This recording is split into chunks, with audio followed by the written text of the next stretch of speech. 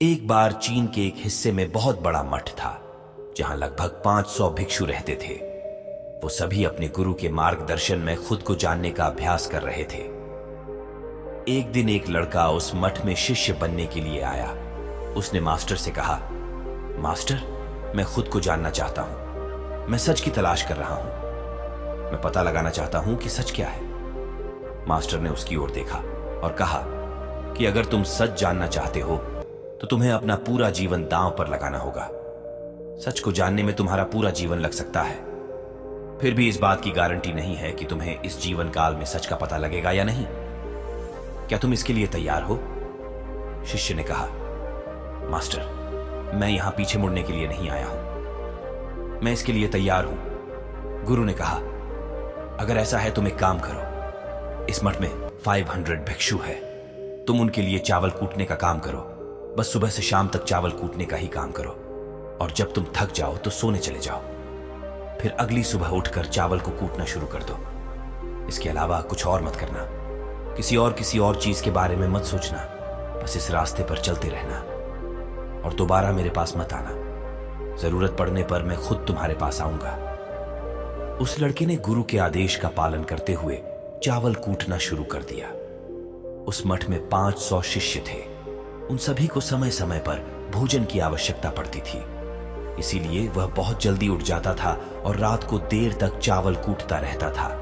जब वह थक जाता तो उसी कमरे में सो जाता था जहां वो चावल कूटता था। वो किसी से बात नहीं करता था और ना ही कोई उससे बात करने के लिए उसके पास आता था। कुछ महीनों तक चावल कूटते हुए उसके मन में पुराने विचार आते रहे, लेकिन उन विचारों को कोई नया विषय नहीं मिला, तो वह अपने आप ही मिट गए। धीरे धीरे उसके मन में विचार कम होने लगे। कुछ सालों के बाद तो वो अपना नाम तक ही भूल गया। वह हमेशा चुप रहता और विचारहीन अवस्था में बस चावल कूटता रहता। उसने ना तो कभी ध्यान किया था और ना कभी शास्त्र पढ़ा था। मठ के बाकी शिष्य उसे मूर्ख समझते थे। ऐसा करते हुए 12 साल बीत गए। 12 साल बाद एक दिन मास्टर ने घोषणा की, अब मेरा आखिरी समय आ रहा है और मुझे अपना उत्तराधिकारी चुनना है जो मेरे बाद मठ का मुखिया होगा। इसीलिए मेरा कोई भी शिष्य है जिससे लगता है कि उसे आत्म साक्षात्कार हो गया है और उससे खुद को जान लिया है, तो रात को मेरे दरवाजे के पास आकर इस दीवार पर कुछ पंक्तियां लिखें जिसमें उसकी जिंदगी का सारा अनुभव समाया हो। कई शिष्यों ने ऐसा करने के बारे में सोचा, पर मठ के प्रमुख शिष्यों में से एक ने वहां जाकर कुछ पंक्तियां लिखी। उसे बौद्ध धर्म ग्रंथों का बहुत ज्ञान था। सभी शिष्यों को लगता था कि वो इस मठ का उत्तराधिकारी बन सकता है। उसने लिखा था कि मन एक दर्पण की तरह है जिस पर विचारों और इच्छाओं की धूल जमा हो जाती है। इस धूल को हटाने के लिए ही ध्यान है। जिसकी धूल हट जाती है और मन का दर्पण साफ हो जाता है, वो मोक्ष को प्राप्त कर लेता है। अगली सुबह जब मास्टर उठे और उन्होंने इन पंक्तियों को देखा और उन्होंने कहा कि किस बेवकूफ ने यह सब कचरा मेरी दीवार पर लिखा है। वो शिष्य जिसने यह लिखा था वो चुप रहा। हालांकि उसने जो पंक्तियां लिखी थी वो ज्ञान से भरी थी, लेकिन यह सब किताबी ज्ञान था। वो शिष्य बहुत चालाक था। उसने पंक्तियां लिखी, पर उसने नीचे अपने हस्ताक्षर नहीं किए, क्योंकि वो स्वयं इसके बारे में निश्चित नहीं था कि यह सही है या नहीं, क्योंकि उसे आत्म साक्षात्कार नहीं हुआ था। गुरु ने पंक्तियों को पूरी तरह से खारिज कर दिया। ये देखकर सभी हैरान रह गए। ये घटना पूरे मठ में चर्चा का विषय बन गई। इस विषय पर बात करते हुए 2 शिष्य उस शिष्य के पास से गुजरे जो 12 साल पहले यहां आया था और दिन रात चावल कूटता रहता था। दोनों की चर्चा सुनकर वह धीरे से हंस पड़ा। दोनों शिष्य ने उसे पूछा कि तुम क्यों हंस रहे हो? दोनों शिष्य की नजर में यह चावल कूटने वाला तुच्छ ही भिक्षु था। किसी ने उसे ना तो कभी ध्यान करते हुए देखा था, ना ही कभी शास्त्र पढ़ते हुए। हर कोई उसे मूर्ख समझता था जो बस चावल को ही जानता था। उस मठ में बहुत बड़े बड़े विद्वान थे, लेकिन उस चावल कूटने वाले को किसी से कोई मतलब नहीं था। इसीलिए वह दोनों शिष्य उसे मुस्कुराता हुआ देखकर चकित रह गए। उन्होंने फिर उससे पूछा कि तुम क्यों हंस रहे हो? उसने जवाब दिया, मैं इसीलिए हंसा कि मास्टर सही बोल रहे हैं। ये सब पंक्तियां का चरा है। इन पंक्तियों का कोई मूल्य नहीं है। वो दोनों शिष्य चौंक गए।